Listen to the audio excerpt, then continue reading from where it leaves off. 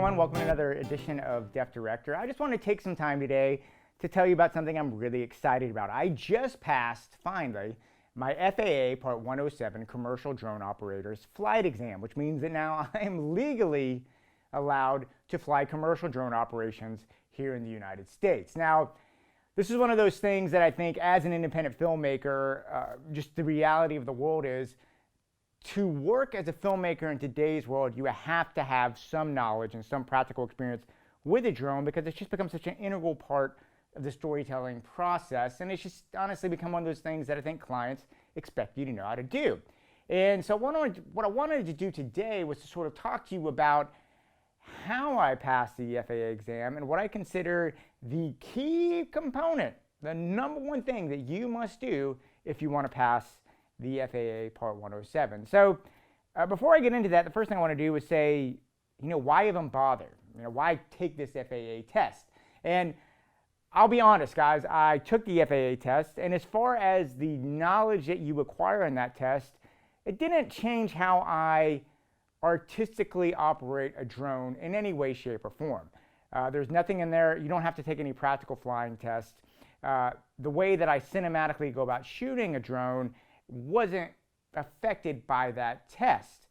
However, the test is very important, and I'll tell you a couple of reasons why. The first one is it's required by law. You have to have a FAA Part 107 if you want to fly for commercial purposes in the United States. Now, if you're like me, I would cheat it and sneak it a little bit in the past, but you're always playing with fire if you do that. You can have your drone confiscated, you can get a fine if you do that. And not only that, but if you're doing commercial work, you owe it to your clients to do it right. It would be a terrible situation to be in a situation where your client pulls all these things together, you get the drone up in the sky, an enforcement officer comes, and you actually have to shut down the shoot because you didn't do what the paperwork was required. And they will do that, believe me, I've actually had that happen. So that's the number one thing that you need the FAA one, is because it's required by law. The second thing is, as we go more and more into the future, drones are becoming better able to communicate with other devices, including those from law enforcement and other aerial systems. So it's going to be harder and harder as we go in the future to be able to just take a drone, fly it up in the air, and magically try and get away with it. Police enforcement officers are going to become more savvy in being able to communicate with the drone. They can find out if you're in violation of it. So it's just one of those things. It's going to become harder and harder to get away with it, so you might as well do it. The other thing is, going back to the clients, is I know now whenever I go on a commercial shoot for a bigger client and I tell them that we're going to do some drone work, one of the things that always comes up is if I'm an FAA registered pilot or not. It's just an expectation that you have to meet, and the reality is, if I can meet that expectation, there are a lot of people out there that can. So if I want to keep my clients, if I want to keep them happy, I need to have that FAA certification just so I don't lose my clients. And the last thing about it is safety. Whenever you send a drone up, you're over people's heads. The number one thing we always want to make sure on any set is safety, and get us our next jobs and keep everyone we're working with safe. And there is a lot of great information in the FAA exam on safety that'll get us down. Okay, so that out of the way. What did I experience as an FAA test? Well, walking into the test, I can tell you this right now. It is a very, very technical test. I just got to say, common sense is not going to be enough for you to pass it. This is not a test that you can go in there and just figure it out.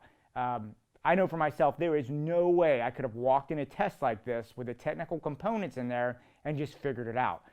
The sectional chart sections alone, the MEDARs, all that stuff is so complex that I needed to figure it out before I went in there. So this is not a test. Maybe there's one or two of you that are savants out there that can go out there and figure it out, but this is not a test you're going to walk in there. So what is the key to passing your Part 107 test? Well, it's nothing sexy, guys, but the key is this.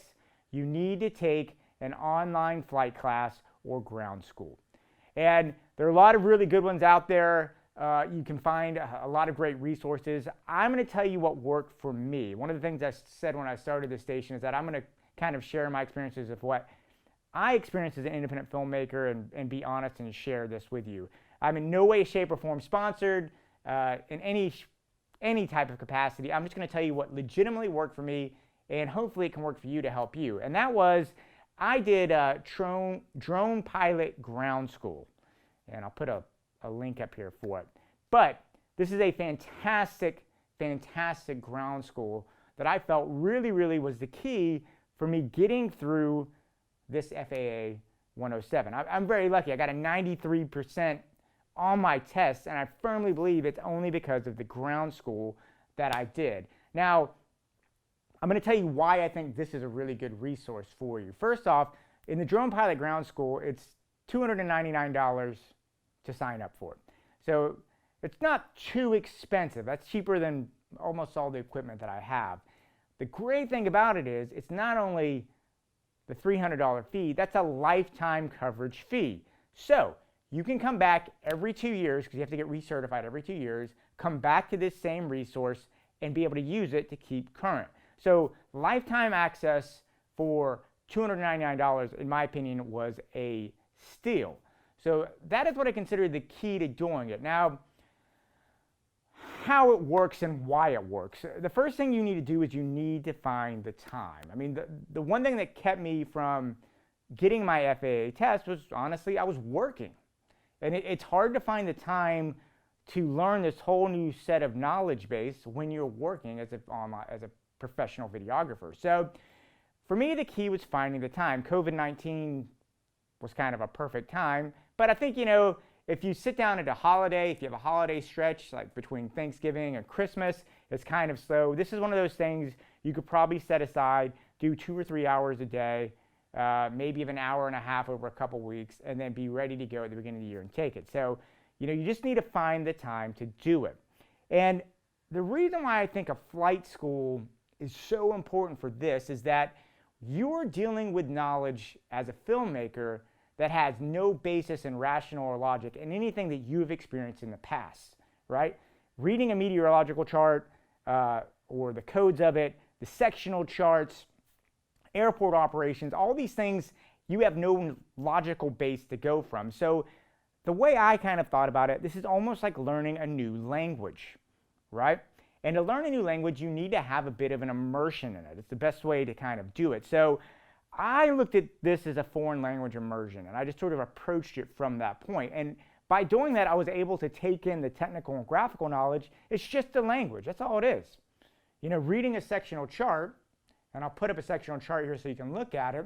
It can look like Greek, but it's really, really logical if you have keys to figure that out.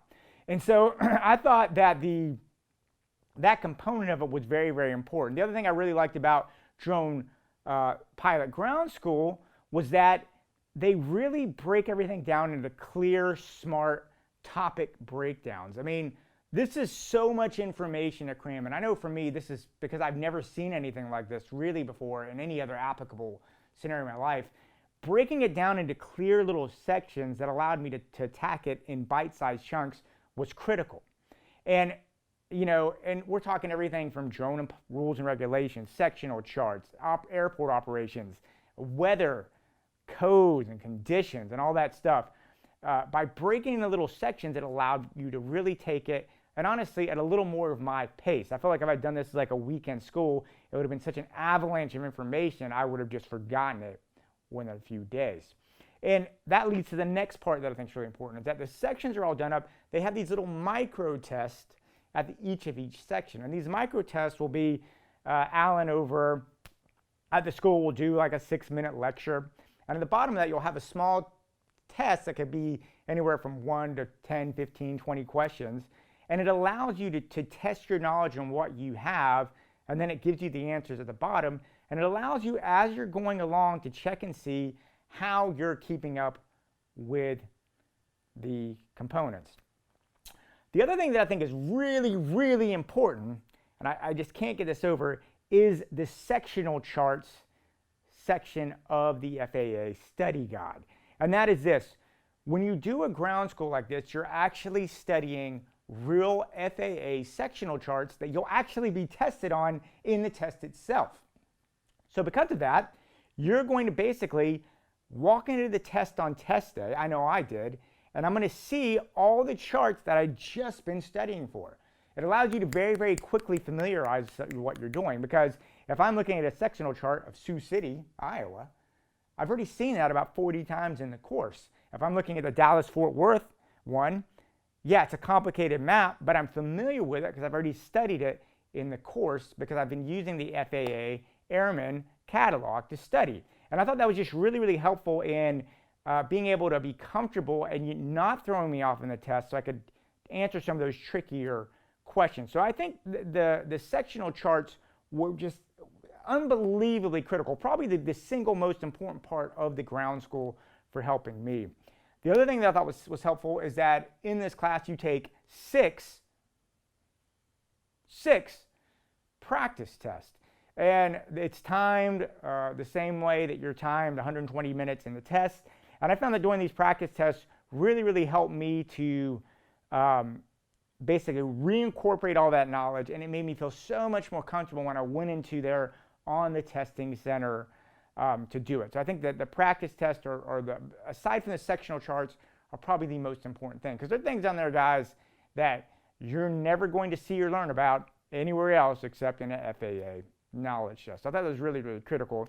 And then really the last thing about the drone pilot ground school that I thought was really great was just, there's extra stuff. They tell you about how to get your FTN number, finding a testing center, finalizing even after you pass the test, you still have to do another step of sections.